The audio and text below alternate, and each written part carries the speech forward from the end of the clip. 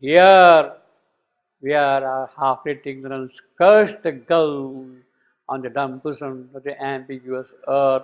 Ambiguous earth. This is what happens. This is our state. Here, where one does not even the step in front, and truth has her throne on the shadowy back of doubt, and truth has her shadow on the shadowy back of doubt, on this anguish and precarious field of toil, outspread beneath some large indifferent gaze, impartial witness to our joy and bale.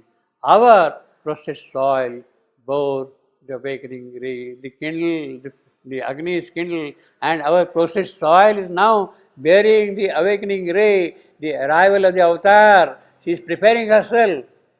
Our soil, our earth is preparing to receive the avatar, outspread beneath some large different gaze, impartial witness to our joy and bale. Impartial witness to our joy and bale. Well, here it is two. In the new edition, it is that impartial witness of our joy and bale. Our prostrate soil, the soil itself, is lying prostrate, supine at the feet of the avatar. There you see, prostrate. It is what we call in the Indian tradition, to an elderly person, to a holy man, to God, you prostrate yourself completely in front of him, lie flat. Namaskar, that is what you do there. Namaskar not like this, but lie prostrate on the ground in front of, on his feet. Sashtanga Namaskar. 8 limbs of your body touching the earth. 8. That is the Sashtanga, that is the prostration, the real Sashtanga. Forehead, your chest, two arms, 2 knees, 2 feet, legs, fingers of the feet. These are the 8 limbs which are touching the ground. You lie like that on the ground, then it becomes Sashtanga. 8. Sashtanga means 8 limbs. Namaskar. So that is the process. The process soil bore. Now when you are lying like that, then you really receive the divine grace, the divine boon, the divine benediction at that point, you see. You have surrendered yourself totally to the divine, and then the awakening ray starts working in you. And truth has her throne and shadow. What do we have here at the moment? Truth is there, but it is governed by reason, by doubt. On the shadowy back of doubt, you see, that is the problem. Now, we have got number of descriptions of this in Savitri. Prostrate soil, there, soil is our world, our Kurukshetra. Lifeless, asleep, not active. Prostrate is lifeless, asleep, not active, lying flat. It is the field of toil, Kurukshetra. Shadowy back of doubt. Now you have got here 68.52. Reason. So it refers to reason actually. 68.52. A million faces wears her knowledge here. Her stands for reason. Reason. A million faces wears her knowledge here, and every face is turbaned with a doubt. So you got a turban of doubt on you, see. What an image, you see. Turban of doubt is there. 64.27. A prisoner of hooded magic force, captured and trailed in falsehood's lethal net, and often strangled in the noose of grief, or cast on the grim morass of swallowing doubt. Here you got a swallowing doubt, you see. You have got a number of them like that. Nets of doubt 118.49.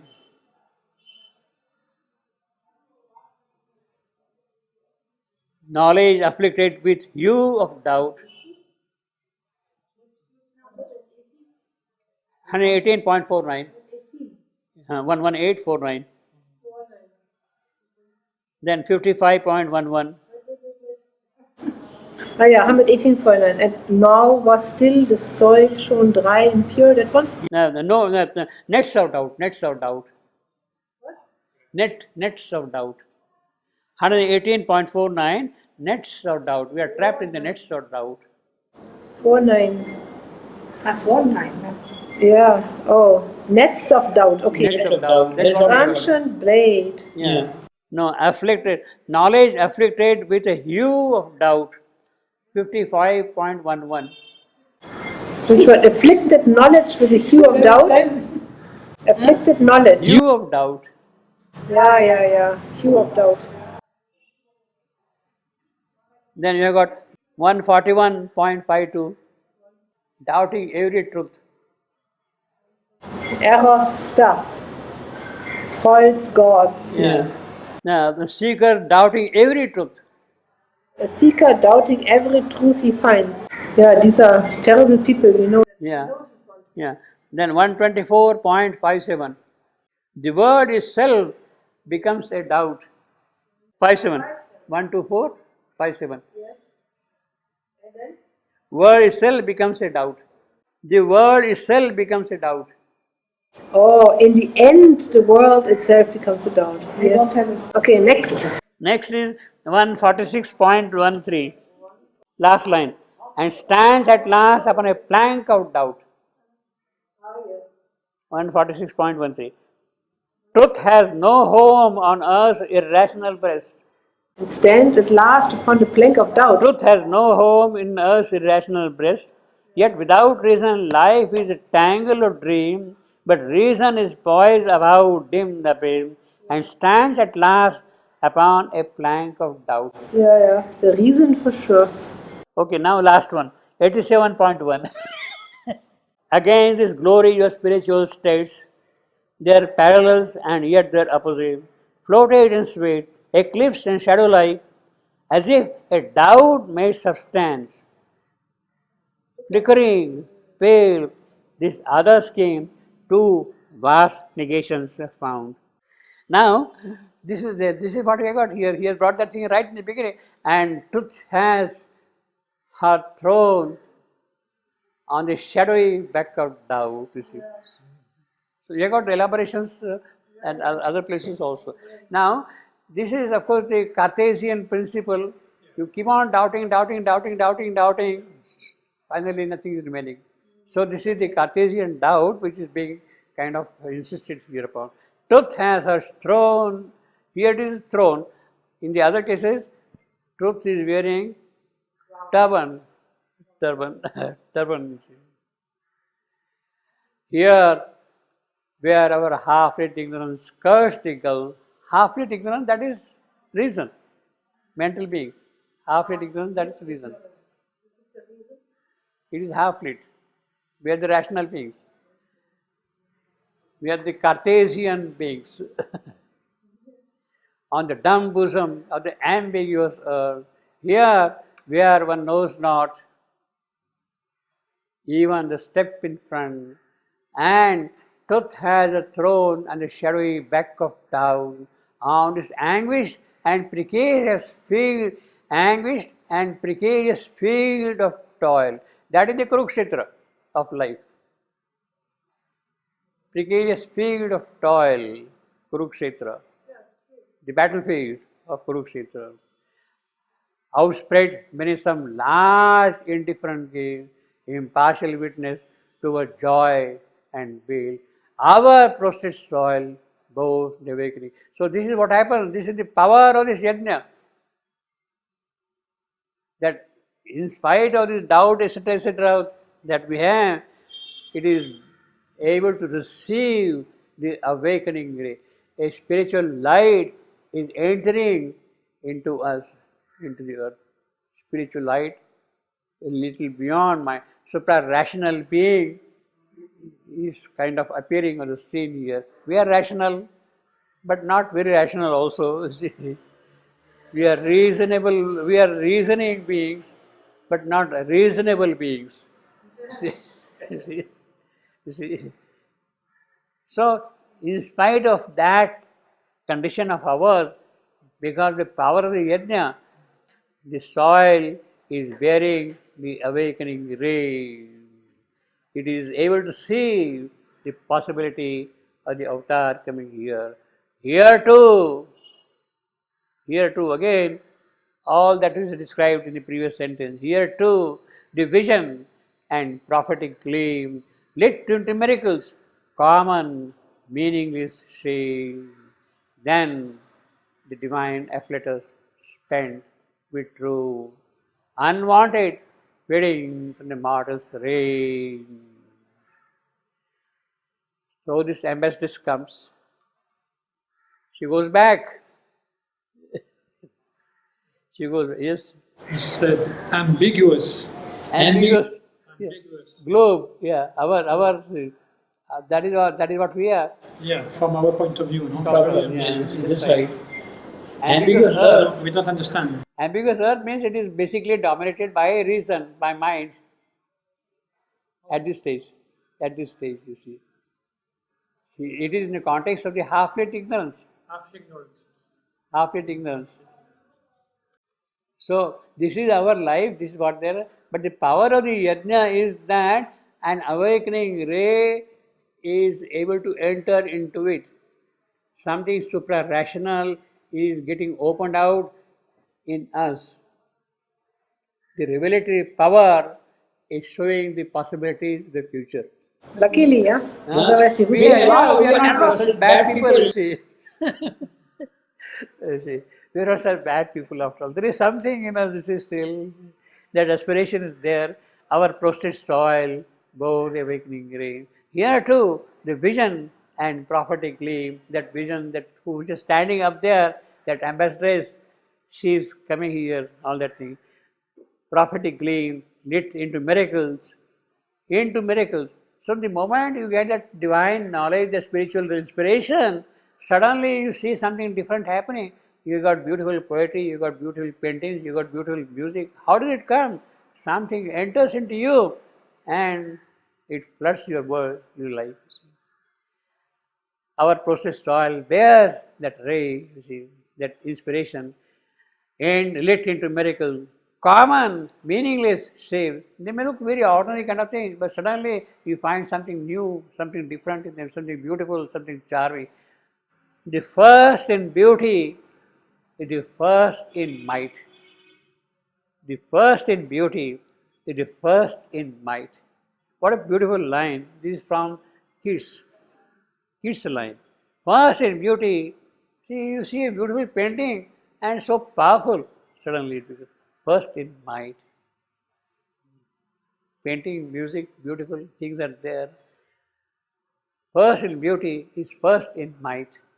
Here too the vision and prophetic gleam, lit into miracles, common, meaningless shade. Then the divine afflatus spent, withdrew. She goes back unwanted, fading from the mountain. Because our processed soil is there is something there, yet there is so much of darkness in us, so much of inertia in us, so much of resistance is there to receive the spiritual thing.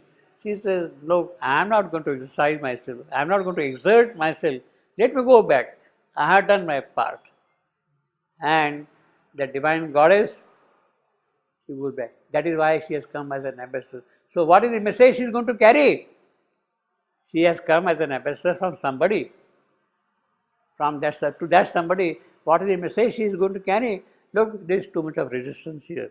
There is some awakening ray is there, some possibility is there, but people are not yet ready now.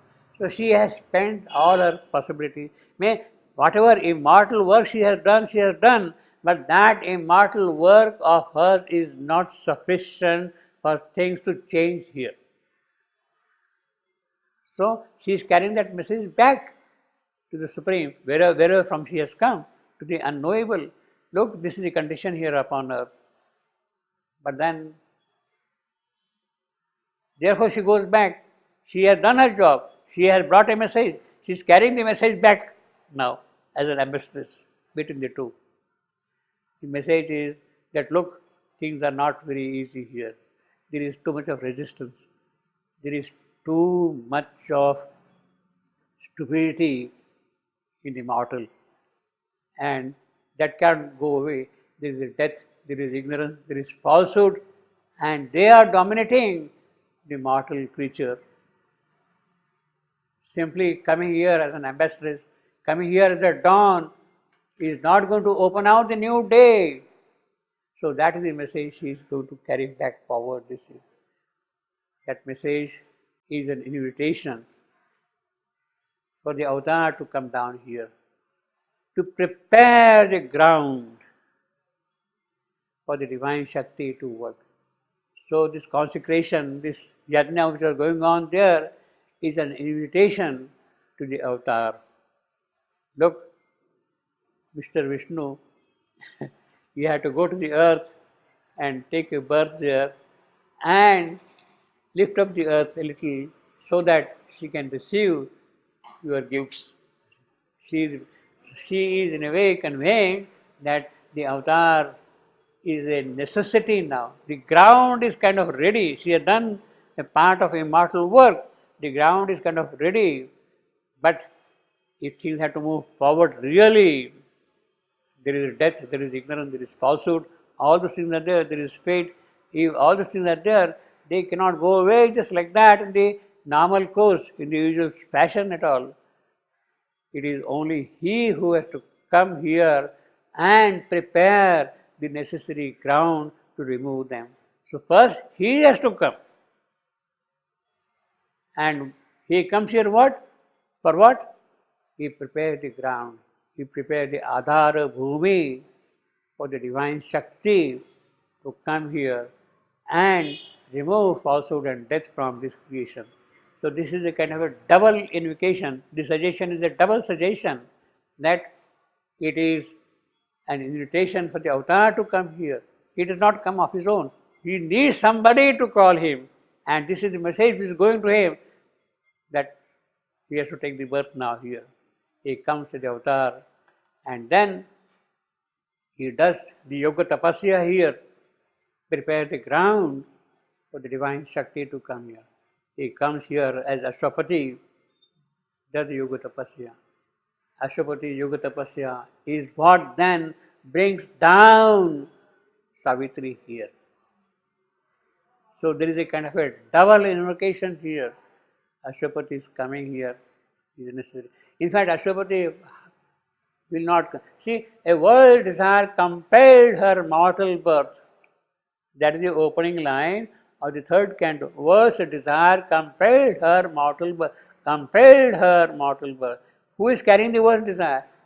Ashwapati.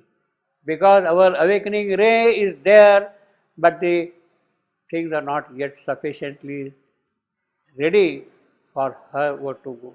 So he has to come. So this is the kind of a prolegomena for the double arrival of Ashwapati and Savitri. The fire is kindled for what? The yajna is being done for what? I will say it is not for Savitri, it is for Ashwapati. For the divine to incarnate himself here and do the yoga tapasya, so that through his yoga tapasya, then the divine power, then Savitri can come here, you see. So this yoga tapasya is the basis for the arrival, for the work of Savitri, you see. And he comes here because a fire has been kindled. Now this is the transition which I was talking about from Dwapara, from Satya Yuga to Treta Yuga was the transition for Rama. Rama has arrived, Krishna has arrived. Now the next step is for that avatar to come here, Ashwapati in this case, you see. When he comes here, then Savitri comes and things move forward, you see. And therefore later on, last line is there, and man lifted the burden of his fate, and Savitri too awoke among these tribes. Awoke, he says awoke. She is not born, she is awoke, you see. Then when does she awake? When his work is done, Ashwapati's work is done. So this yajna which is here, I will say, here was a vibrant link between earth and fire, 1.34 and 1.35. This is the Vedic yajna invoking the birth of Mahavishnu, of the Supreme, usually, to come as an incarnation here upon earth. He takes the avatar, he comes as an avatar, you see. Unless there is, pardon? The Mahavishnu, you said. The Supreme. The Mahavishnu is the Supreme. Yes. Mother says Shebendo is a direct emanation from the Supreme. Mahavishnu is the Supreme. Well, as the sustainer of this creation, yeah. Mahavishnu. So this yajna is, so actually how does the avatar come? See, basically this is what happens. In the case of Rama, how did Rama's birth take place?